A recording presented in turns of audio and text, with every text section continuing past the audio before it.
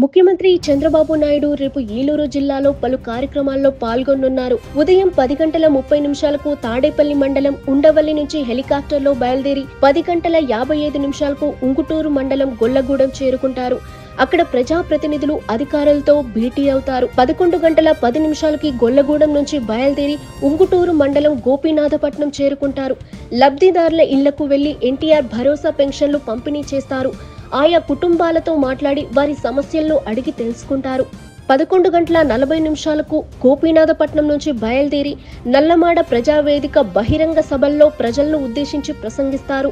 మధ్యాహ్నం 2 గంటలకు నల్లమాడ నుంచి బయలుదేరి 2:05 గొల్లగూడెం చేరుకుంటారు. అనంతరం క్యాడర్ మీటింగ్ లో పాల్గొంటారు. ఆ తరువాత 3:35 గొల్లగూడెం నుంచి బయలుదేరి 3:40 హెలిప్యాడ్ వద్దకు చేరుకుంటారు.